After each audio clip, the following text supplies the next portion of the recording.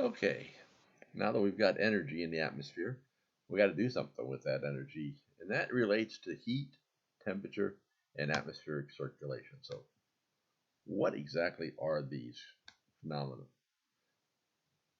We've got to learn first about how heat transfers within the Earth atmospheric system. A simple rule of thumb: the Earth likes everything to be the same temperature. So it is going to try whatever it can to make everything uniform. And that means from the poles to the equator. So with that in mind, heat is always going to go from the warmer surface to the colder surface. So somehow heat is always being tried to go from the equator towards the North Pole or South Pole. So what is the difference between temperature and heat? Heat is energy that's moving. It is in transit. It's not stationary. It's trying to bring kinetic energy from one object to another object. Temperature is directly proportional to the average kinetic energy of atoms or molecules, so how much they're moving inside. They have that. One of the interesting temperature scales is Kelvin. Kelvin relates directly to the kinetic energy of an atom or a molecule. And the idea is with the Kelvin scale that when it reaches zero, there is no more kinetic energy. So if that happened and there's no more kinetic energy, you can't get negative kinetic energy, at least not that I know of.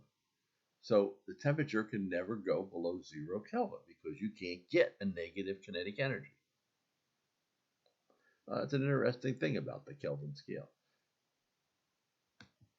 So if there is a temperature gradient, which there always is on Earth, especially from the equator, because that's where all the sun's energy is going, right?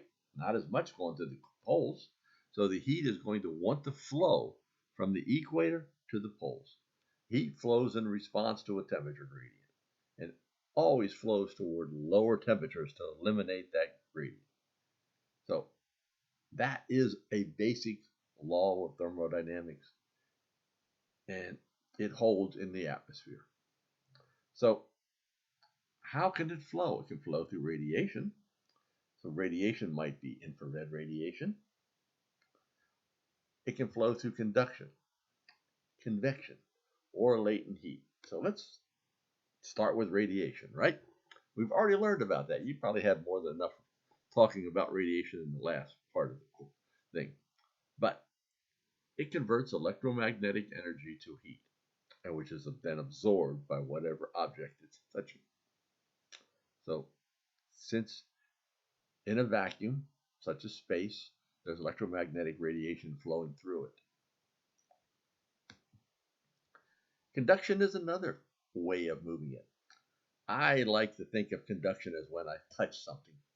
If it's hot, it's trying to transfer kinetic energy to me from that hot place into my hands. If it's cold, then I'm doing the opposite. My hands are trying to give warmth to that kinetic energy. Think about it. If you're outside in the summertime, you have black asphalt road or driveway where you are.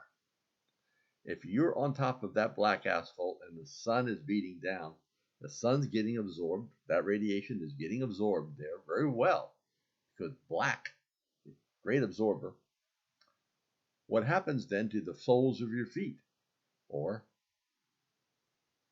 even the air right close to the ground? It's getting heated by conduction. So that is a method of heat transfer that works fairly close to the Earth's surface. It doesn't stretch up far, but the lowest, very lowest few inches, few feet of air are getting heated by conduction. Another thing that transfers heat is convection. Ever see water boil? That's convection. You'll see these little bubbles take place down the bottom of the pan and then gradually lift up and burst out at the top. That's what happens in the heat with convection. The heat is taking place at the ground. We know from conduction that the ground is getting warmed. That air then rises up, transports that heat up through convection. Eventually, it's getting cooler because in the atmosphere, air keeps getting further and further apart. So it expands and it gets cooler, and eventually it's going to sink back down. Now that cool air is being pushed back into the earth, providing some cooling to the earth. So sensible heating is just conduction and convection. Has nothing to do with water. Now we come into water. Water is the only element that changes phase in the atmosphere. So that means it goes from a vapor to a liquid to a solid. All right. If you have a gas, you think the molecules are probably a little further apart, right? They're moving faster. If they're a liquid, well, the molecules are probably a little closer together, not moving quite as fast. And then eventually in a solid, molecules are fairly close together. So what happens when you go from a vapor to a liquid? It condensates. Some heat is going to be released because there's a phase change there. And if you go from a liquid to a solid, even more heat is released. That's latent heating. Or if you want to go from a liquid back into a vapor, you've got to add heat. So where the heat is being changed or released or taken in by water, that is latent heat. And if you look at a big ocean out there, there's a lot of latent heat going on with that water. Maybe the sun's shining on it. The water's heating up, evaporating. So there's latent heat being absorbed to cause that evaporation. If you look at a cloud, well, at some point there had to be water vapor there that all of a sudden has condensed into a cloud, right? What happened when it condensed? Heat was released. So there actually is some warming going on in the atmosphere from heat, from latent heating. And that's why, since water is really requires a lot of heat to do this, the specific heat of water is really, really high compared to a lot of other elements. Maritime climates, and for example, West Coast out at San Francisco, you just don't get a lot of temperature change because the ocean doesn't change a lot. Even though you get more sunshine, it just can't change as much.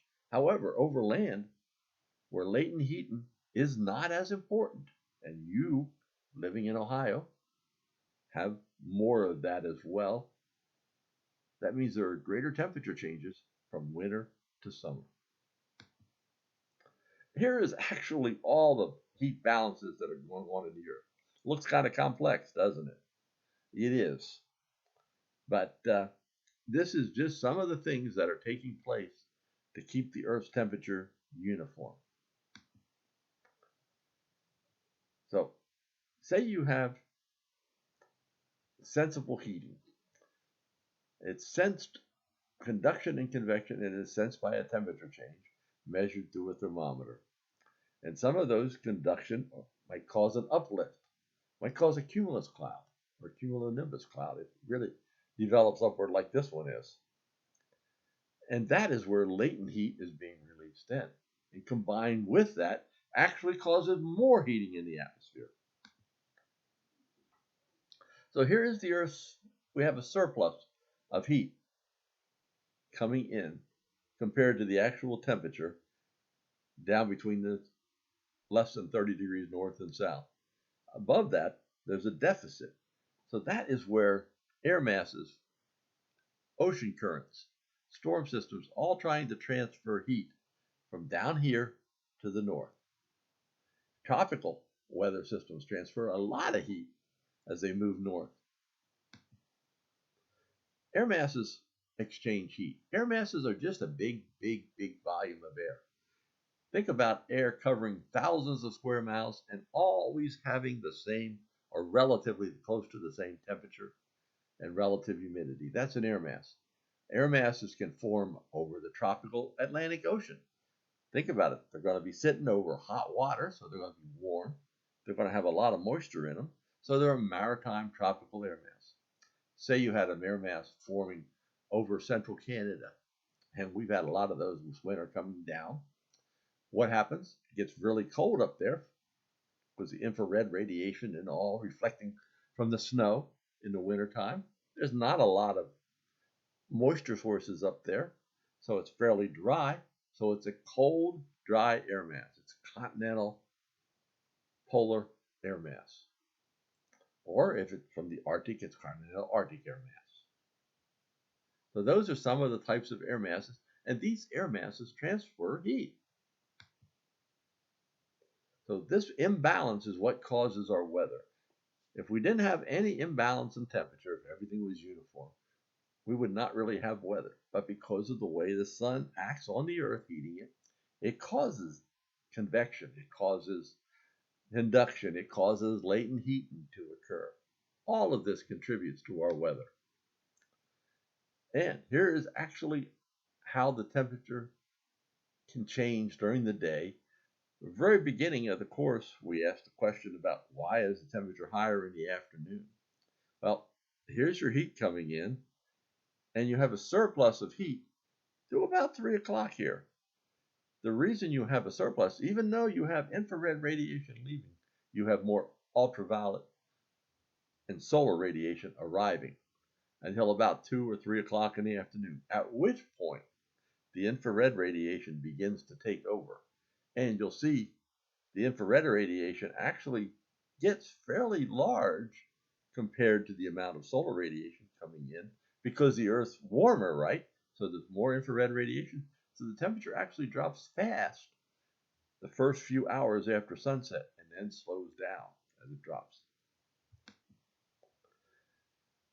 Depending on the surface soil, depending on how your radiation and how your temperature is going to vary. If you have a really wet soil, a lot of the radiation is going to go into latent heat of the water, so you're not going to get nearly as warm as you would. So if you've had rain for day upon day and you have really a lot of puddles around, even though you have bright sunshine, it might not get as warm as it normally would because it's trying to evaporate that water.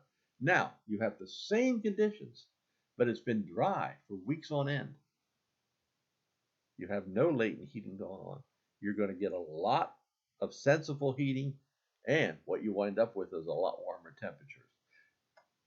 That is actually something that's real interesting because you can see during droughts, temperatures tend to be higher, and during really wet periods, temperatures tend to be a little bit cooler.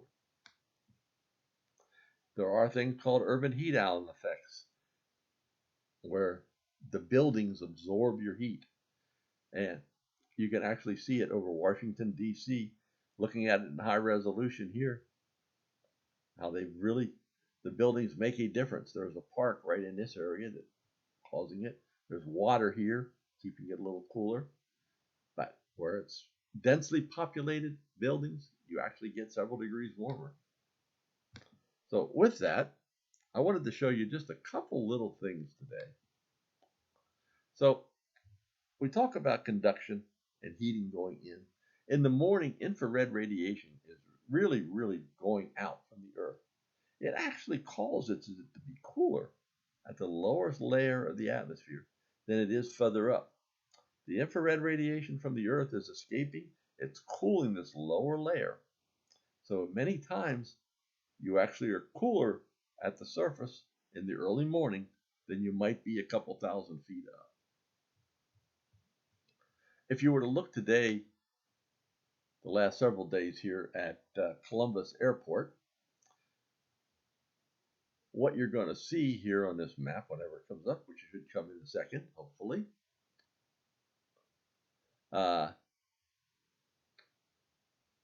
will be temperatures actually went down yesterday, which would be Thursday at Columbus during the day. You can see the blue temperature here. They peaked on Wednesday, got up to 46 degrees.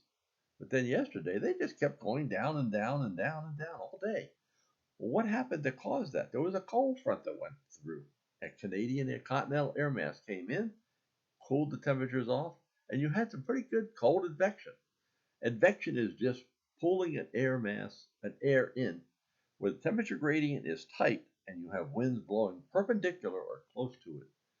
You're going to bring in colder air or warmer air, depending on which direction the wind is going compared to where the gradient of temperature is. In this case, you had very strong northwest winds.